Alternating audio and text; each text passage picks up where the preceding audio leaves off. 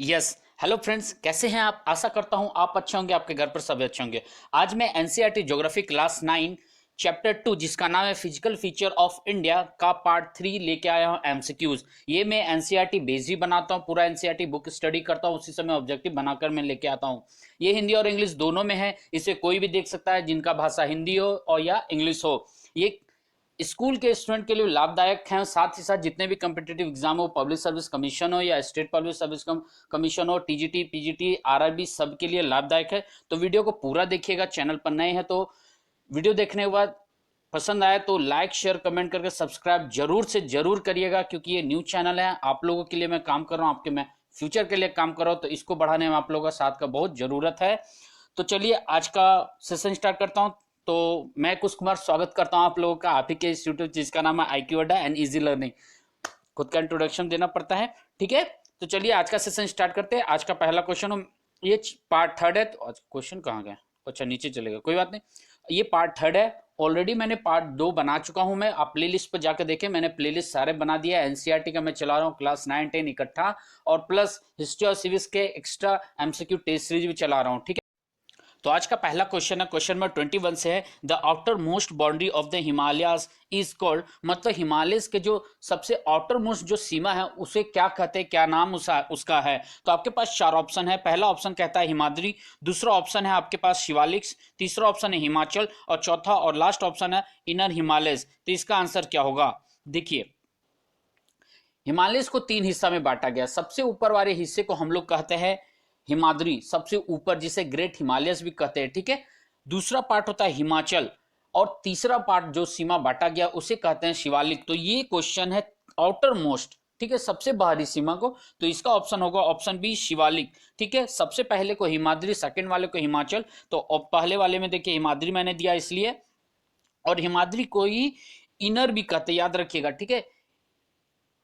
हिमाद्री को the great भी कहते हैं, द इनर भी कहते हैं, और हिमाद्री भी कहते हैं, याद रखिएगा, ठीक है। और आउटर मोस्ट को शिवालिक कहते हैं, और आउटर मोस्ट कहते हैं दो, और बीच वाले को हिमाचल कहते हैं, याद रखिएगा, ठीक है। ये मैंने कहां से लिया, याद रखिएगा, ये मैंने एनसीईआरटी बुक ज्योग्राफी क्लास 9 के पेज नंबर 11 से लिया है, ठीक है। याद रखिएगा, पेज नंबर 11 से लिया, चैप्टर 2 का है। देखिए मैंने यहाँ पर लगाया भी है पेपर कटिंग करके, the outer most range of Himalaya is called the Shivaliks, ठीक है। यहाँ पर यहाँ दिया हुआ है, that extend over the wide of the इतना किलोमीटर, 10 से 50 किलोमीटर तक ये फैला हुआ है, ठीक है। आगे चलते हैं, क्वेश्चन नंबर 22 है, by what name is the part of the Himalaya situated between the Sutlej and the Kali river. कहता है सतलुज और काली नदी के बीच जो हिमालय का हिस्सा है उसे किस नाम से जानते हैं, ठीक है। तो आपके पास चार ऑप्शन है। पहला है सॉरी पहला ऑप्शन है कुमाऊं, दूसरा ऑप्शन है कश्मीर हिमालय, तीसरा ऑप्शन है पंजाब हिमालय, चौथा ऑप्शन है नेपाल हिमालय। तो इसका आंसर क्या होगा? पहला है आपका कुमाऊन, दूसरा है कश्मीर हिमालय, तीसरा पंजाब हिमालय, चौथा नेपाल हिमालय। तो इसका आंसर क्या होगा? देखिए, इसका आंसर होगा कुमाऊन। याद रखिएगा, ये जो सतलज रिवर और काली रिवर का बीच का हिस्सा किस नाम से जाना था? तो कुमाऊं, हिंदी में से कुमाऊं बोलते हैं और इंग्लिश में कुमाऊन बोलते हैं, ठीक है। तो ये मैंने कहां से लिया, याद रखिएगा, ये लिया मैंने पेज 11, ये भी पेज 11 से लिया है, ठीक है। अच्छा, अब बात होता है नेपाल हिमालय, जो ऑप्शन डी है वो क्या है। देखिए, इस क्वेश्चन के अकॉर्डिंग नेपाल जो हिमालय, इसको काली रिवर और तीस्ता रिवर का बीच का हिस्सा माना गया। याद रखिएगा, किसका?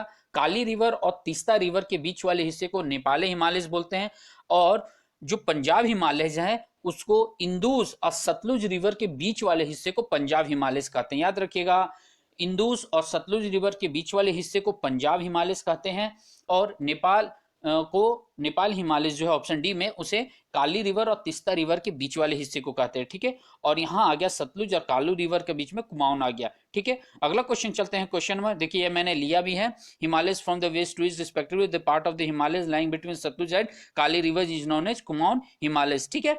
ये मैंने पेज नंबर 11 से ही लिया था, ठीक है। अगला क्वेश्चन चलते हैं। क्वेश्चन नंबर 23 कहता है, dash river marks the east most boundary of the Himalaya. कौन सा नदी ईस्ट मोस्ट बाउंड्री को बांध के रखता है या उससे सटा हुआ है हिमालय के? याद रखिएगा, हिमालय के। तो आपके पास चार ऑप्शन है। पहला ऑप्शन है सोंगपो, दूसरा ऑप्शन है कोशी, तीसरा ऑप्शन है ब्रह्मपुत्र, चौथा ऑप्शन है गारो। तो इसका आंसर क्या होगा? याद रखिएगा यहाँ पर ईस्ट मोस्ट है, वेस्ट मोस्ट नहीं है, याद रखिएगा ईस्ट मोस्ट का पूछा गया है, तो ये क्या होगा? देखिए इसका आंसर होगा ऑप्शन सी ब्रह्मपुत्र। अब बोलिएगा ये कहां पर, आप मैप जाकर देखिएगा, जो आसाम वाला जो ईस्ट रीजन का क्षेत्र है वहां से ब्रह्मपुत्र रिवर निकलता हुआ दिखाया गया है, ठीक है। अब बात होता है ऑप्शन डी गारो। गारो नदी नहीं है, ये गारो पहाड़ियां हैं, वैली की तरह है, ठीक है, माउंटेन हिली एरिया है उधर, ठीक है। गारो आप लोग पढ़ा होगा क्लास 6-7 में, तो गारे रिवर वगैरह नहीं, याद रखिएगा। सोंगपो कोसी ये रिवर ही है, लेकिन क्वेश्चन के अकॉर्डिंग ब्रह्मपुत्र जा रहा है आंसर, ठीक है। ऑप्शन सी इसका आंसर होगा, हिंदी और इंग्लिश दोनों में। देखिए मैंने यहाँ भी लगाया है, यहाँ पर आप देखिएगा, यहाँ पर ये असम का ये जो एरिया लिखा हुआ है, ये वाला एरिया ये असम हो गया, और यहां से देखिए ये वाला रेंज से ब्रह्मपुत्र पास हो रहा है यहाँ पर, ठीक है। चलिए अगला क्वेश्चन चलते हैं, क्वेश्चन नंबर 24 कहता है फिल इन द ब्लैंक, खाली स्थान भरना है। The Vindhya range is bounded by dash range on the south and the Aravalli on the north west. कहता है तो विंध्य श्रेणी जो है दक्षिण में किस श्रेणी से, मतलब फलाना श्रेणी डैश श्रेणी, और उत्तर पश्चिम में अरावली से घिरा हुआ है। तो दक्षिण में विंध्य पर्वत किससे घिरा हुआ है, ये आपको बताना है। पहला ऑप्शन आपके पास हिमालय, दूसरा ऑप्शन है अरावली, तीसरा ऑप्शन है सतपुरा, चौथा option none of the above. तो इसका आंसर क्या होगा? देखिए विंध्या रेंज जो बाउंडेड किया हुआ है हमारे नॉर्थ वेस्ट का, वो हिमालय की तरफ से जो नीचे की ओर आता जाता है, तो ये सतपुड़ा जो बोलते हैं हम लोग, सतपुड़ा का जो पहाड़ी वगैरह बोलते हैं, तो ये सतपुड़ा रेंज से ही उसका सीमा बंधा हुआ है, तो ऑप्शन सी जाएगा। याद रखिएगा ये क्वेश्चन स्टोरी की तरह चैप्टर दिया हुआ है, बीच में क्वेश्चन छुपा रहता है, यहीं से लोग उठा के पूछ देते हैं एग्जाम्स वगैरह में, तो लोग कंफ्यूज हो जाते हैं, ठीक है। इसलिए मैंने अंदर से थोड़ा पूछा है ताकि लोगों को मदद मिल सके, जानकारी हो अच्छी तरह से, ठीक है। तो इसका आंसर होगा सतलुज। अब ये मैंने कहां से लिया, ये मैंने पेज नंबर 13 से लिया, यहां पर मैंने पेपर कटिंग में लगाया है। The Vindhya range is bounded by the Satpura range on the south and the Aravalli on the north west. याद रखिएगा अरावली है नॉर्थ वेस्ट तरफ, मतलब नॉर्थ हमारा कश्मीर और वेस्ट तरफ हमारा इधर चला जाएगा, पंजाब हरियाणा वगैरह चला जाएगा, ठीक है। याद रखिएगा, गड़बड़ मत करिएगा इस पर, ठीक है। चलिए अगला क्वेश्चन चलते हैं, क्वेश्चन नंबर 25 कहता है by what name is the eastward extension of the peninsula plateau known locally. मतलब जो स्थानीय रूप से जो प्रायद्वीपीय पठार है पूर्व तरफ, याद रखिए इस तरफ, ठीक है, तो उसका जो लोकल नाम क्या है, उसको लोकल नाम से क्या जानते हैं, लोकली, है ना, क्षेत्रीय स्तर पर उसे किस नाम से जाना जाता है। तो आपके पास पहला ऑप्शन है बुंदेलखंड, दूसरा ऑप्शन है बघेलखंड, तीसरा ऑप्शन है छोटा नागपुर, चौथा ऑप्शन है आपके पास ए एंड बी, और पांचवा ऑप्शन है बी एंड सी। तो इसका आंसर क्या होगा? क्वेश्चन नंबर 25 का कहता है स्थानीय रूप से ज्ञात प्रायद्वीपीय पठार का पूर्ववर्ती विस्तार किस नाम से है जाना जाता है, या क्या नाम है उसका? तो इसका आंसर होगा option D A and B. याद रखिए बुंदेलखंड या बघेलखंड के नाम से जाने जाते हैं, क्षेत्रीय स्तर पर इसे दो नाम से जाना जाता है। मैं आंसर बता देता हूं, जिन्हें टेस्ट लगानी है आप उन्हें टेस्ट लगाइए, वीडियो पॉज करिए, आंसर देने का कोशिश करिएगा, ठीक है। तो इसका आंसर होगा ऑप्शन डी। अब ये मैंने कहां से लिया है, ये भी मैंने पेज नंबर 13 से ही लिया है, याद रखिएगा पेज नंबर 13 से मैंने इसे लिया है। अच्छा एक चीज मैं बता देता हूं, ठीक है, ये जो विंध्य सतपुरा जो बताया गया, ये जो आपका जो पेनिसुला प्लेट्यूड्स है ईस्टवर्ड तरफ, याद रखिएगा उसमें सिर्फ एक नहीं मिलेगा, बुंदेलखंड या बेहालखंड बघेलखंड के अलावा याद रखिएगा विंध्या भी मिलेगा आपको, सतपुड़ा भी मिलेगा आपको, चंबल भी मिलेगा आपको, सिंध भी मिलेगा आपको। तो ये सारे नाम याद रखिएगा, ये सारे रेंज में बटे हुए हैं, हिली एरियाज हैं, रिवर यहाँ से कौन पास होते हैं, कौन सा रिवर उसे टच करता है, किस दिशा में, सब याद रखिए। फिर से मैं बता देता हूँ, ये विंध्य जाता है, सतपुड़ा जाता है, संबल जाता है, सॉरी चंबल जाता है, ठीक, सिंध जाता है, ये सारे उधर ही पड़ते हैं, पेनिसुला प्लेट्यूड्स के जुड़े हुए हुए सारे, ठीक है। तो इसका आंसर है option D Bundelkhand and Baghelkhand, ठीक है। ये देखिए मैंने यहाँ भी लिया है, पेपर कटिंग मैंने लगा दिया है। The eastward extension of this plateaus, ये पेनिसुला प्लेट्यूड का कंटेंट है यूनिट से, ठीक है, are locally known as Bundelkhand and Baghelkhand, यहां पर देखिए, ठीक है। अगला क्वेश्चन चलते हैं, क्वेश्चन नंबर 26 कहता है which state has Dudhwa national park. मतलब दुधवा राष्ट्रीय उद्यान किस राज्य में है? आपके पास ये सीधा आंसर है, ठीक है। आपके पास चार ऑप्शन है, पहला ऑप्शन है राजस्थान, दूसरा ऑप्शन कहता है आपका मध्य प्रदेश, तीसरा ऑप्शन है उत्तर प्रदेश, चौथा ऑप्शन है उत्तराखंड। तो इसका आंसर क्या होगा? देखिए इसका सीधा सीधा आंसर है उत्तर प्रदेश। ये दुधवा नेशनल पार्क जो है ये उत्तर प्रदेश में, याद रखिएगा दुधवा नेशनल पार्क ये उत्तर प्रदेश में पड़ता है, ठीक है। चलिए हाँ, ये मैंने पेज नंबर कहाँ से लिया, ये मैंने पेज नंबर 12 से लिया है। ये कहाँ मिलेगा आपको बताता हूँ। ये पूरा पैराग्राफ जब पढ़िएगा, डू यू नो का जो सेक्शन दिया उसके नीचे राइट साइड में पूरा पैराग्राफ पढ़िएगा, बीच में इंड में एकदम बीच के लास्ट में जो एकदम छुपा हुआ है वहां पर लिखा हुआ है, ठीक है। यहाँ पर मैंने पेंसिल से मार्क पहले कर लिया था, तब मैंने ये काम करा था, दुधवा नेशनल पार्क, ठीक है। देखिए छुपा हुआ है, बताया नहीं गया डायरेक्टली यहाँ पर कहाँ पर पड़ता है, बस रेंज बता दिया गया है, ठीक है।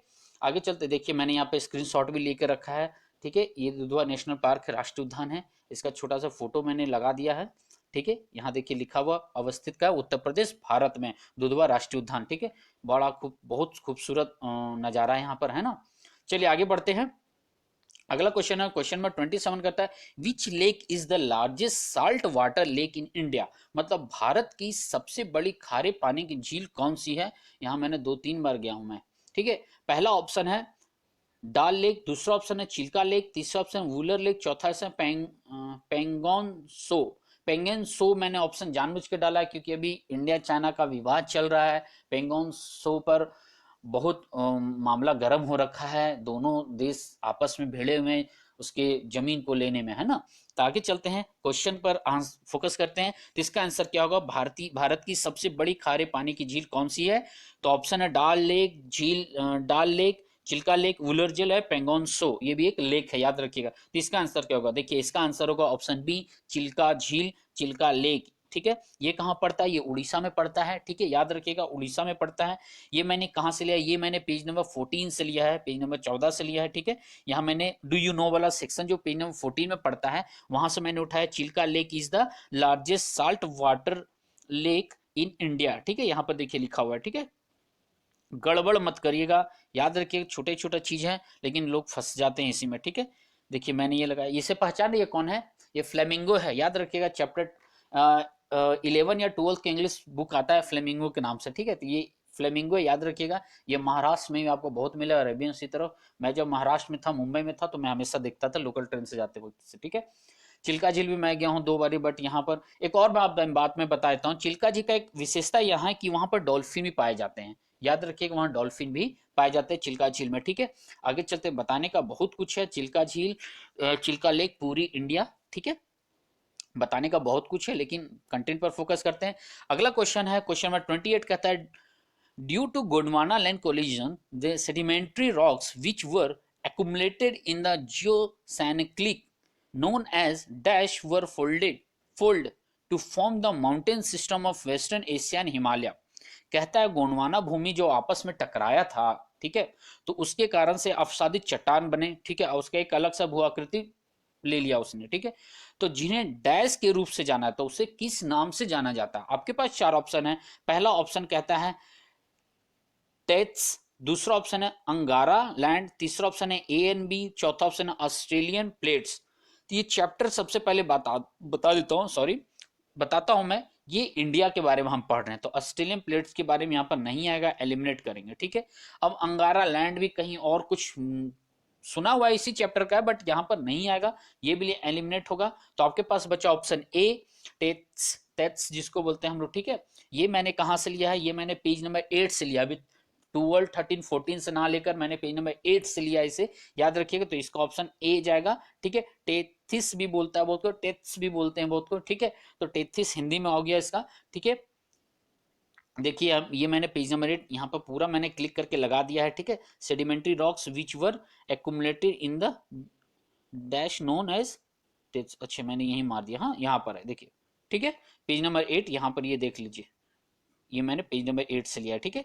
आगे चलते हैं, क्वेश्चन नंबर 29 कहता है, अच्छा ये मैंने एक्सरसाइज टेक्स्ट बुक का लिया है, ठीक है। क्वेश्चन 1 का 4 है, the highest peak in the eastern Ghat is, मतलब ईस्ट घाट जो हमारा इस मतलब पूर्वी घाट का जो सबसे ऊंचा जो चोटी है उसे किस नाम से जानते हैं। मैंने इसे मार्क कर दिया, कोई बात नहीं। तो इसका आंसर होगा, ऑप्शन में है आपका एनी मुदई, ठीक है, महेंद्रगिरी, ठीक है। ऑप्शन क्या पढ़ना, जब आंसर दिया हुआ है एनी मुद्दे के नाम से जाना था। ये कहाँ मिलेगा मैं आपको बता देता हूँ, ये आई थिंक आपको पेज नंबर 11 या 12 में मिलेगा, ठीक है। याद रखे पेज नंबर, ओ मैंने दिया हुआ है नीचे, page number 13, right paragraph, right side में जो पैराग्राफ है पेज नंबर 13 वहां पर है ये, ठीक है, मैंने यहाँ पर लिख दिया है, ठीक है। चलिए अगला क्वेश्चन चलते हैं, एक और क्वेश्चन लगता है वो डिलीट हो गया गलती से। कोई बात नहीं, पिक्चर उक्चर सेट करने में हो जाता है कभी कभी, कल मैं इसे पूरा कर लूंगा। ठीक है, आगे मैं लेके आऊंगा। Thank you very much. Video पसंद आए तो लाइक शेयर कमेंट जरूर करिएगा, दोस्तों के साथ शेयर करके चैनल को सब्सक्राइब करिएगा यदि आप चैनल पर नए हैं। याद देखिए न्यू चैनल है, मुझे भी थोड़ा दिक्कत होता है क्योंकि कभी ये काम किया नहीं हूँ, धीरे धीरे मैं भी सीखूंगा। आप लोगों का मदद चाहिए, मोटिवेशन चाहिए आप लोगों से, आप सब्सक्राइब करते रहिएगा तो मैं खुश होऊंगा, मोटिवेट होऊंगा और मैं वीडियोस बनाता जाऊंगा। मैं हर सब्जेक्ट के धीरे धीरे वीडियोस बनाऊंगा। अभी फिलहाल मेरे पास जो सुविधा मैं उसी से काम कर रहा हूँ। ठीक है, धन्यवाद, थैंक यू। वीडियो पसंद है तो लाइक शेयर कमेंट करिएगा। चलिए फिर मिलते हैं, कल मैं यहाँ लेकर आता हूँ क्लास में। घर पर रहिए, सुरक्षित रहिए, बड़ों से आशीर्वाद लेते रहिए, छोटों को प्यार देते रहिए। थैंक यू वेरी मच, धन्यवाद।